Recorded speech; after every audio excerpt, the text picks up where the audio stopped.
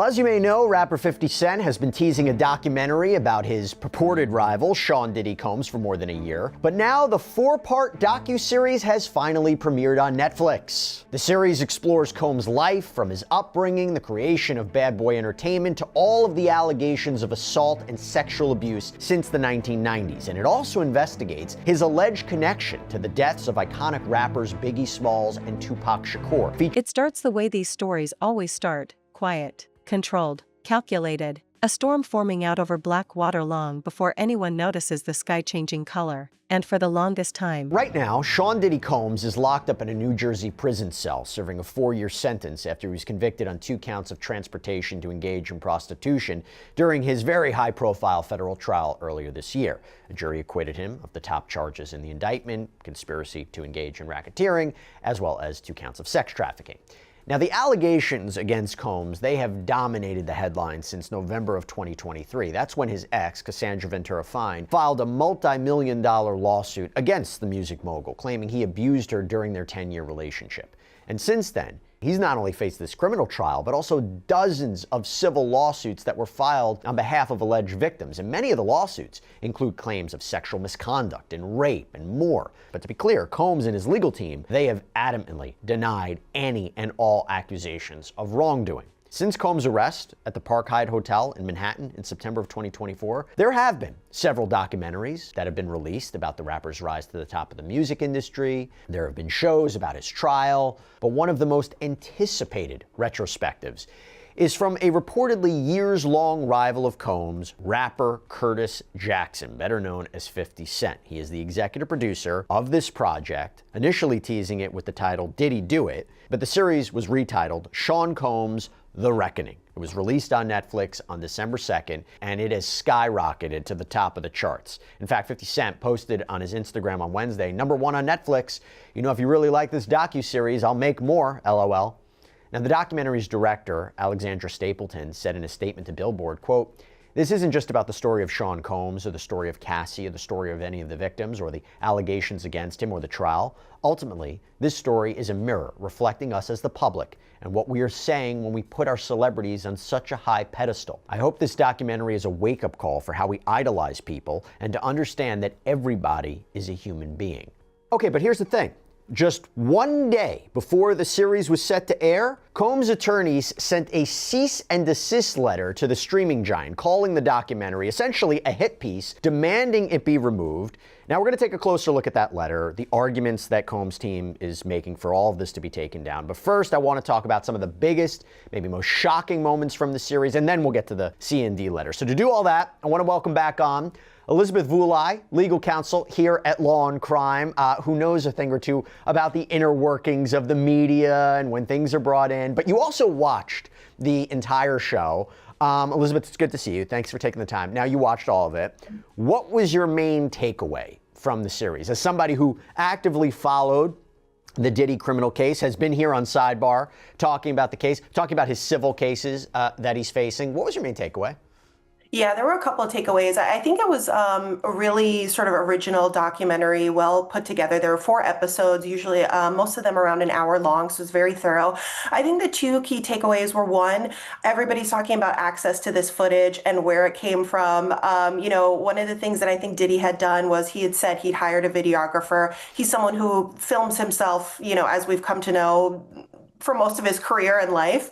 So he had hired this videographer to kind of follow him through this process. I'm not sure if the thinking was, he thought that he might evade the charges and come out with his own documentary afterwards. But just the access of footage that we get, we hear him speaking to his legal team. It's very rare you get an insight into that because, again, that's usually covered under attorney-client privilege. So speaking to his legal team, kind of his own thoughts about what was going on, because also remember, at this point, we really hadn't heard Diddy talk much about this. He had issued an apology over that video of him and Cassandra Ventura in that hotel hallway months before, but he hadn't really given any interviews to the media. He hadn't spoken about it, probably on advice of his attorneys. So getting access to that kind of information was really something. Everyone pretended they didn't see the clouds at all. They stood under it like it wasn't even real, convincing themselves the thunder was distant, someone else's problem, somewhere far away. But that illusion just shattered. Because the one voice that never shuts up finally decided to blow a hole straight through the wall of silence.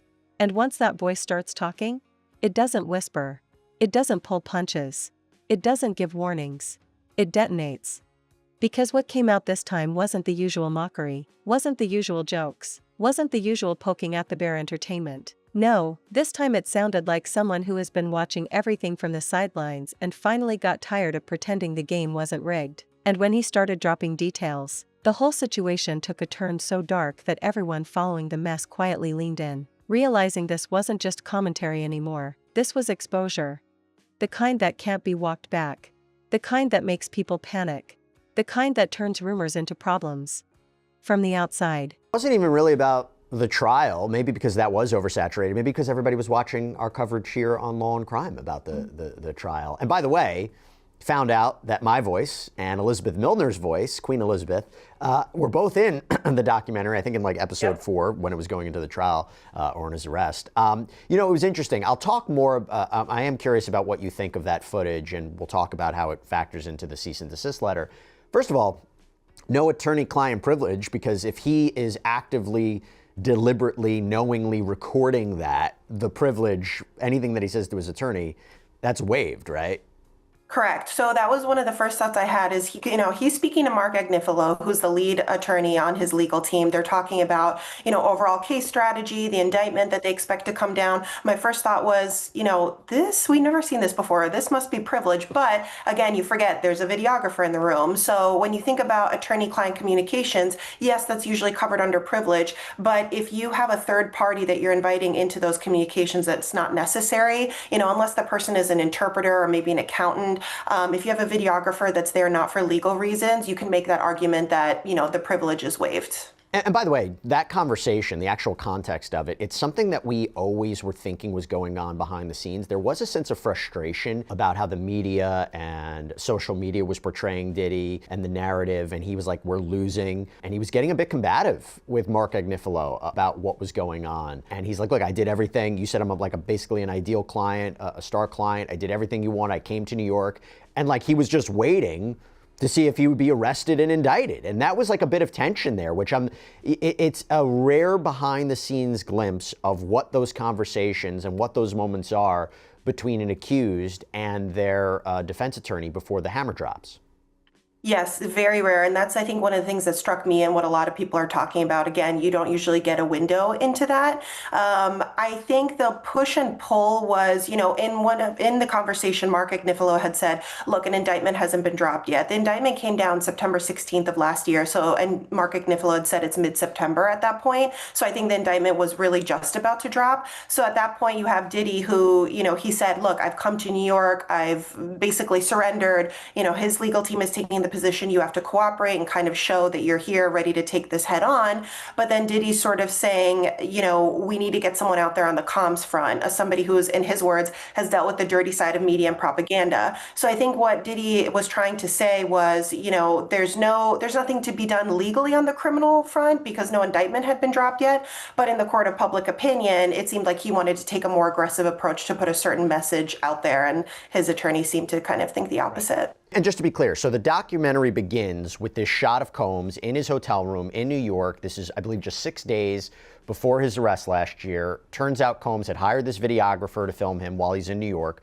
The documentary's producers got their hands on this footage, and he's talking on speakerphone with Mark Agnifilo, this high-powered attorney, who is, by the way, just one of several lawyers he would have on his multi-person legal team, and says that more needs to be done to help his public image, that it appeared to him like they were losing. And remember, again, this is before he was officially indicted and arrested. Now, apparently he knew it was coming. He'd been under investigation for months at this point. In a statement to NBC News, Combs' publicist, Judah Engelmeyer, said, quote, "The footage was created for an entirely different purpose under an arrangement that was never completed, and no rights were ever transferred to Netflix. A payment dispute between outside parties does not create permission for Netflix to use unlicensed private material.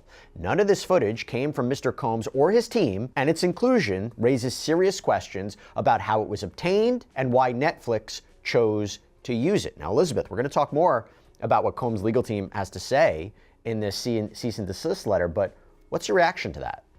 Yeah, it's hard to say because there's still such a big question mark in the air because You could already feel the pressure building. For weeks, the entire situation has been spiraling, accusations stacking, stories shifting, new angles appearing every damn day. And every time the chaos looked like it might settle, something else exploded and sent everything deeper into the pit. But this was different. This was someone pulling the curtain wide open and saying, "Look at what's really going on back here."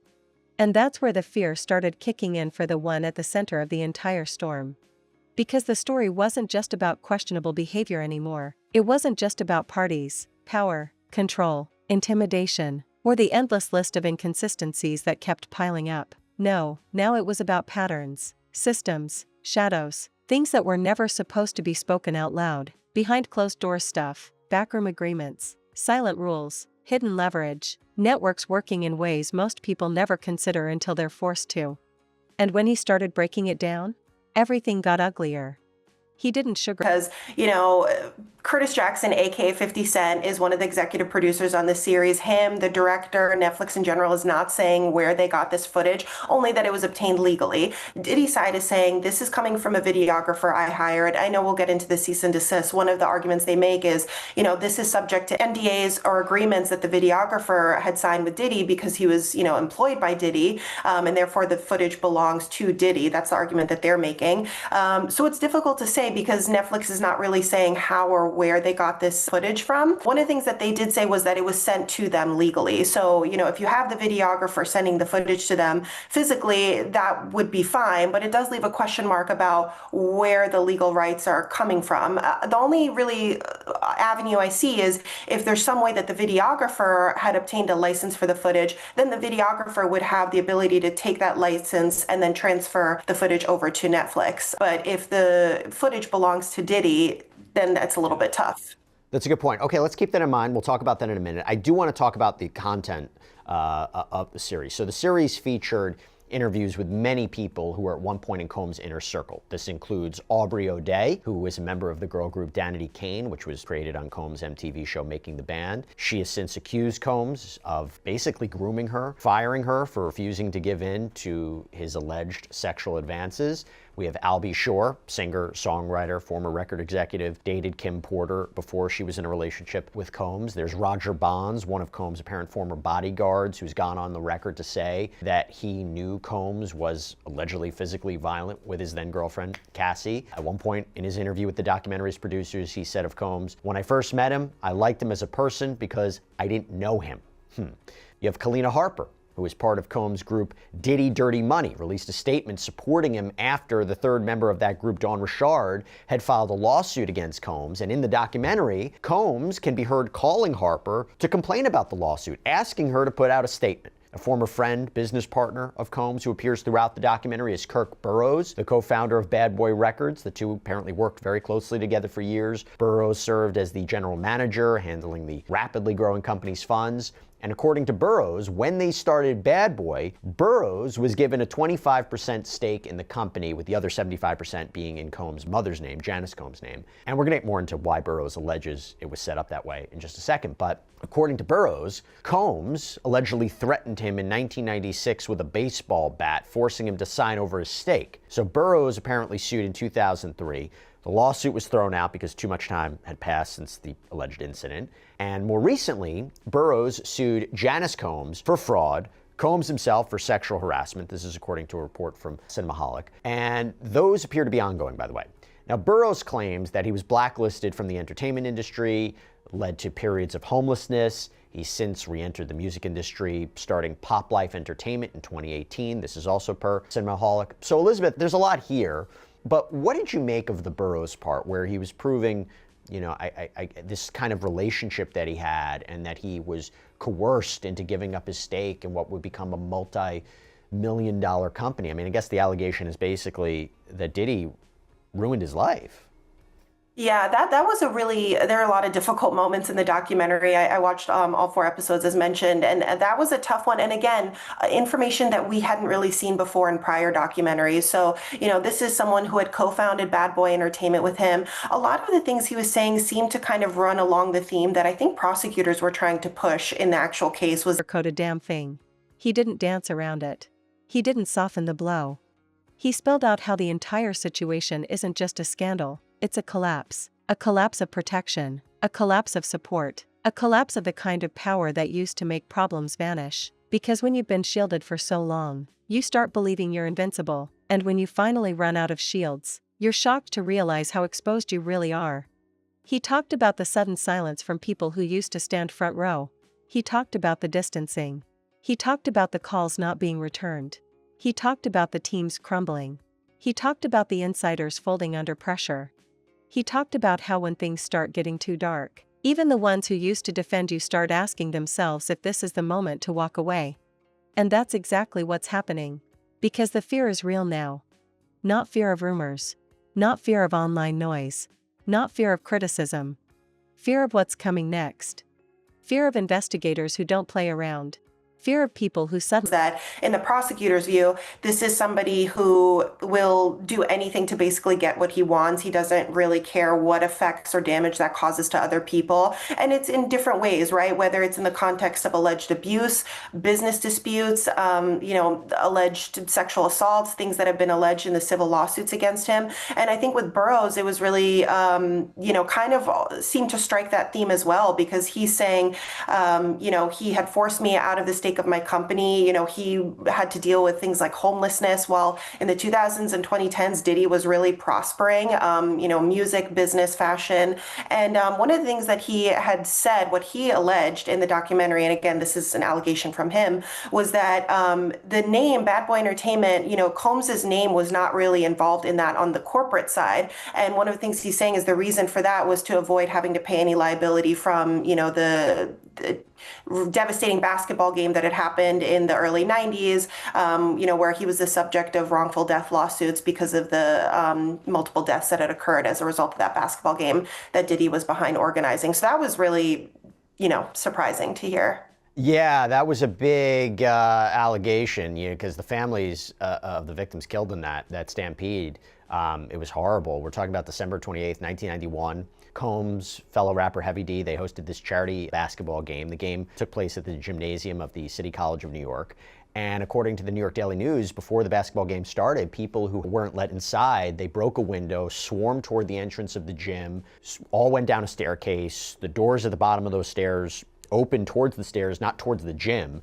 So once a crowd got down there, they couldn't get the doors open and people started being crushed. 9 people died, dozens of others were injured. And there were no criminal charges that were ever filed against anyone for the stampede, but multiple families and injured victims, they filed lawsuits. And that's just one part, right? So I actually wanted to get into this too. The docuseries devoted a lot of time to the killings of Tupac Shakur and Biggie Smalls, and Combs' alleged connections to this, to both men, obviously knew both of them. So there have been accusations made in the past that Combs' involvement in the East Coast, West Coast rap feud of the 90s, there was more than just talk, that it could have involved things like hit orders. Now, to be clear, these are allegations. There's no evidence to suggest this. This series, though, it emphasizes that he has never been investigated or charged regarding their assassinations. Nevertheless, several interviewees during this documentary expressed that Combs' actions seem suspicious in hindsight. The documentary plays part of an interview that Dwayne Keefe D. Davis did with investigators looking into Tupac's murder, which had become a cold case. And on the tapes, Keefe D. says that Combs agreed to pay him if he killed Tupac and also rival record label head Suge Knight. Now, Davis allegedly admitted that his nephew Orlando Anderson was the one who shot the men, killing Tupac, injuring Knight. But Davis says Combs never came through with any payment. And by the way, Davis is currently awaiting trial for Tupac's murder in Las Vegas. Combs has always denied any involvement in the assassination. That was a big moment, I would say. Elizabeth, that was a big part of this. I didn't know that was going to be a part of this documentary. I was really surprised as well.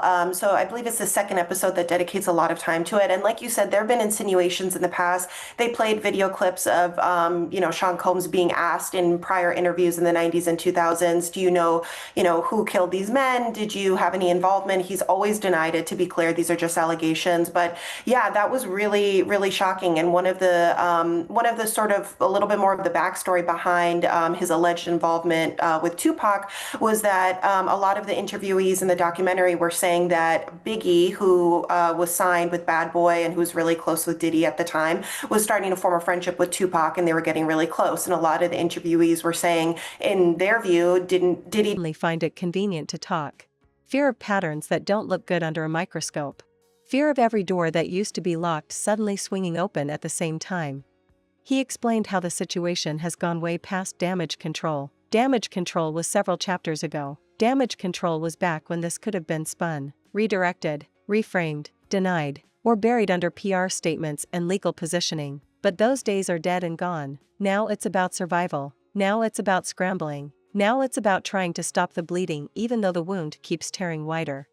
He pointed out the desperation, how the one in the center is suddenly quiet, suddenly cautious, suddenly behind walls that are no longer strong enough to hold anything back. Because when someone with massive power starts panicking, you can see it. They try to act like everything's normal, but the cracks show, the pauses, the silence, the sudden shift in tone, the way they stop appearing in public like they used to, the way their circle shrinks overnight.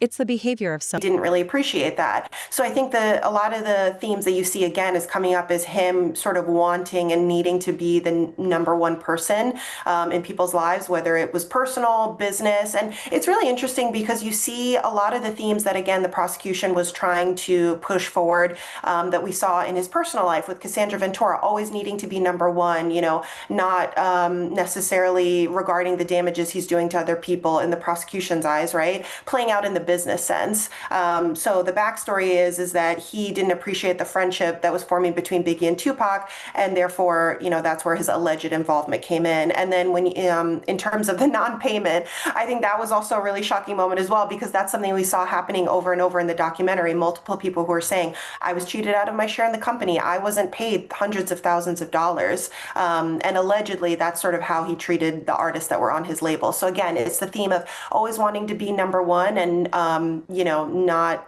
not necessarily giving people their due, business sense or personal sense.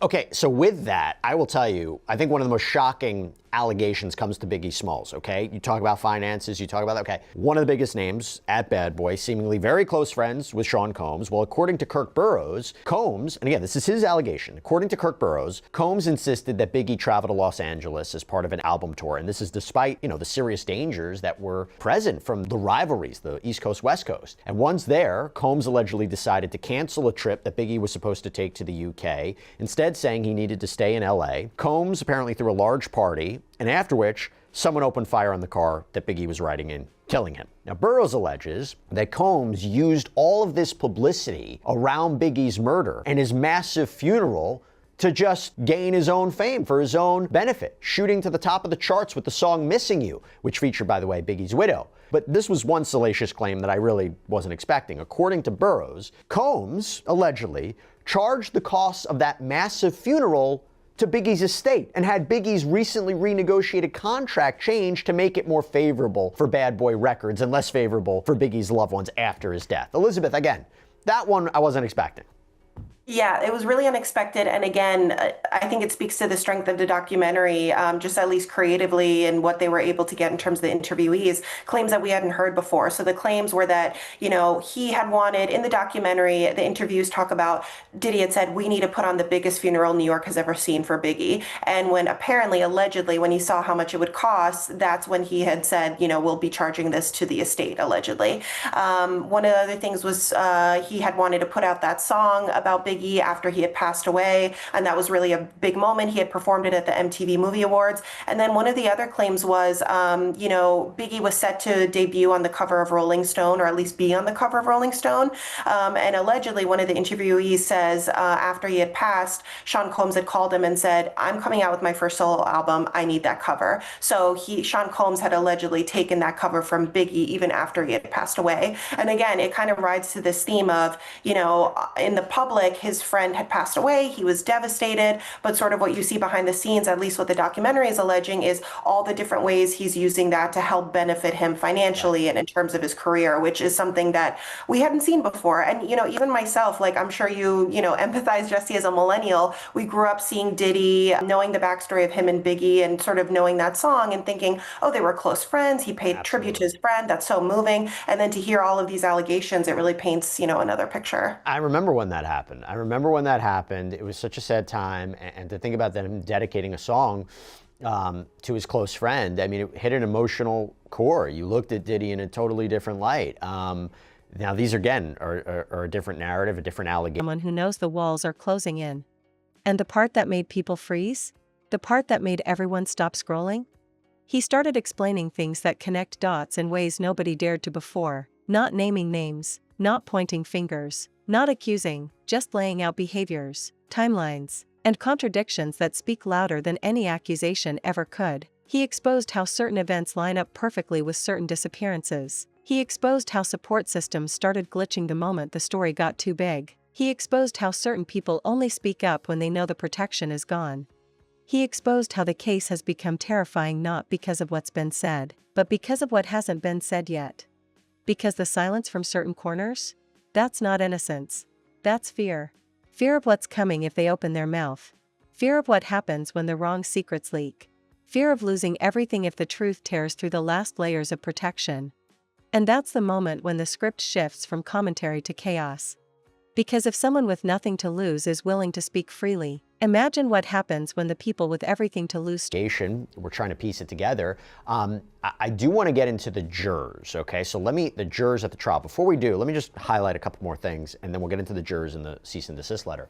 So one gripping moment in the series, I got to call it out, came when Aubrey O'Day, again, this former Danity Kane member who spoke out against Combs after Cassie had filed her lawsuit, reads this affidavit from another unidentified person that detailed an alleged sexual assault against her. And in that affidavit, the witness said they walked in on Combs and another man performing sex acts on O'Day, who the witness said appeared to be heavily inebriated, was just lying there. And O'Day became emotional when she was reading this, saying she'd never actually seen this document, had only heard it read to her over the phone. And she said she had no memory of that happening to her, which is just, it's a really powerful moment. Someone else who worked closely with Combs was producer Rodney Little Rod Jones, who was also interviewed for the series. We've talked about him a lot here on Sidebar because he detailed several of the incidents that he had previously included in a lawsuit against Combs, including that he believes Combs drugged him on multiple occasions. He also claims that he worked with Combs for a year on the last album he put out, actually living with Combs during that time. But his allegation is he claims he never got paid for his work. And the documentary included alleged voice messages from Combs where he assured Little Rod that he would get paid eventually and that he was making a big deal out of nothing. But now I got to talk about the jurors, okay? So we heard from two of the jurors who served on the jury during Combs' federal criminal trial in New York. So Juror 75 and Juror 160. They spoke about the split verdict, with Juror 75 saying, "We saw both sides of it and we came with our conclusion." Juror 160 said that she never felt like Combs was being coercive toward the jury, agreeing that sometimes he would look over at them or nod his head, but saying it didn't seem like he was trying to sway the jury one way or another. There were others in the documentary who claimed that Combs had an entire PR team working outside the courthouse, making sure to speak with bloggers and content creators, pushing their narrative into the public consciousness. The jury, by the way, wasn't sequestered during the trial. Some in the docuseries wondered if, despite their best efforts, they could have been influenced improperly by the discourse going on around them. But Elizabeth, these two jurors speaking out there, what stood out to you about their comments? And does anything that they say, in your opinion, affect the verdict? Yeah, so this was so fascinating. You very rarely hear from jurors talking publicly, especially about such a high-profile trial like this, and especially on camera. So I think that was a real coup for them to be able to get these two jurors to come on camera. I think it spoke to two things we saw in the trial. So the first juror, who's a younger female juror, had talked about, I think, the issue of what she saw as a lack of credibility or the evidence that was being presented. So one of the things that she talked about was when Capricorn Clark, who had worked for Diddy for a number of years, came on the stand. She had talked about, her allegations were that she was kidnapped, that she was forced to go with Diddy when Diddy allegedly wanted to, commit physical harm upon Kid Cudi. And one of the things that the juror had said was that she found some credibility issues with Capricorn Clark, that her testimony was overly emotional, but she was testifying to things that happened a decade ago. So it goes to sort of the issue of credibility. And also one of the things that she had said was, that video of him and Cassie in the hallway was devastating, but domestic violence, DV, was not one of the charges. So I think it kind of spoke to the issue that some of the jurors had of, jurors love black and white evidence. They love videos, they love photos, they love sort of that being caught red-handed moment. So if DV was one of the charges, obviously I think he would have been convicted. Start reacting. That's when the panic sets in. That's when sudden flights get booked. That's when documents vanish. That's when statements get rewritten. That's when deals get made behind the scenes to keep certain stories buried. He explained that this isn't a scandal anymore, this is a demolition. An implosion. A collapse in slow motion. And the one at the center? He's feeling every second of it. Because he knows the kind of details that are floating around. He knows the kind of witnesses who could surface. He knows the kind of evidence that could show up. He knows the kind of people who won't protect him anymore. And he knows the worst part. Once a story reaches this level, the public doesn't let go. People crave the truth. People smell desperation. People see through PR. People recognize panic. The darker it gets, the more they want to know what's hiding in the shadows. And according to the commentary that sparked this entire spiral, those shadows are deep, disturbing. Sole conviction was for a violation of 18 U.S.C. 2421. The defendants who were not charged with running a prostitution business have been released pending sentencing. And then Combs' attorneys make another argument for why Combs' conditions are exceptional. And it's about him being locked up at the MDC. They say that a district court judge in the Southern District, in another case, basically said how bad the MDC is. As Judge Furman noted, the state of affairs at MDC is unacceptable. In so noting, Judge Furman concluded that the conditions in the MDC qualify as exceptional reasons under the statute justifying, and this was the defendant in this case, Chavez's continuing release. Judge Furman found that the conditions at the MDC are, quote, dreadful in many respects, but three warrant particular emphasis. 1. Continued reports of inordinate periods of lockdown. 2. Claims that the facility provides inadequate and or substantially delayed necessary medical care, a particular risk in this case. And 3. General issues about the conditions at the facility. These conditions have not abated in Mr. Combs' detention at the facility. As the court is aware, during Mr. Combs' incarceration at the MDC, the facility was subject to an interagency sweep that was designed to achieve our shared goal of maintaining a safe environment for both our employees and the incarcerated individuals housed at MDC Brooklyn. They're actually quoting what the rationale was. In other words, there is a significant issue at the MDC related to the safety of employees and incarcerated individuals that require outside law enforcement action from multiple agencies to address. Importantly, MDC, as a jail, has a significant law enforcement presence within its walls 24 hours per day that are equipped with investigatory and often unregulated authority. Thus, the requirement of outside law enforcement agencies to ensure safety within the MDC is an admission that serious violence, mayhem, and chaos is occurring within the MDC that requires more than a Band-Aid raid, but rather surgery. Indeed, we are aware of ongoing threats of violence and actual violence in the facility such that Mr. Combs' safety is constantly at risk. And they go on to argue, though Mr. Combs has been a model inmate for his nearly year-long period of confinement, the violent conditions are still very much a concern for Mr. Combs and is an unnecessary confinement risk given the clear precedent of multiple similarly situated Mann Act convictions where defendants were released on conditions.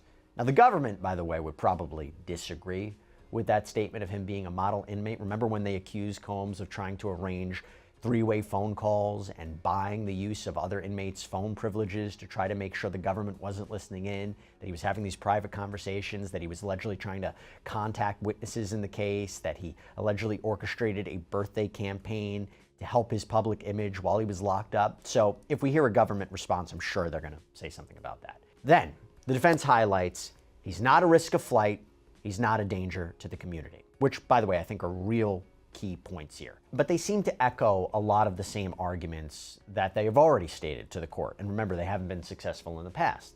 That he voluntarily came to New York last year to surrender himself to authorities, that he gave up his passport to his attorneys 6 months before his arrest, paid off his mortgage on his Miami home so it was free and clear for him to stay at while out on bond. He was just acquitted of the most serious charges that he was facing, which, by the way, carried decades, if not life in prison. That he's not a risk of flight. That's the basic argument. Now, when it comes to the danger argument, that is key. Why? Judge Subramanian had said after the verdict that the reason he was denying bail was because of Combs' violence, that his own attorneys admitted he was violent during the deep. The kind of deep that makes insiders afraid to be connected at all. The kind of deep that turns private conversations into whispered warnings. The kind of deep that forces everyone in the orbit to choose sides quickly. Stay in sync. Or run and survive. He broke down the psychology behind it, the unraveling. Because you don't watch someone go from untouchable to trembling without wondering what secrets must be buried underground. And when someone pulls the first shovelful of dirt off the top, everything below it starts rotting in the open air. He talked about the internal fear, the shaking foundation, the quiet calls, the shifting loyalties, the legal panic, the collapsing structure. And he said it plainly, this is only the beginning. The moment that line dropped, the internet exploded, because if this is only the beginning, if all this chaos is just the front edge of the storm, then whatever's sitting deeper inside the case must be darker than anyone expected. And that idea, that possibility, that implication, it's what has everyone looking at the situation differently now. Not as gossip, not as drama, not as celebrity nonsense, but as something sinister. Something that reaches into places no one wants to admit exist. Something that could reshape everything once the truth fully breaks through. And the one caught in the center? He knows it. He feels it. He's drowning in it. More details are coming. More voices are warming up. More insiders are stepping back. And the darker the situation gets, the more unstoppable the unraveling becomes.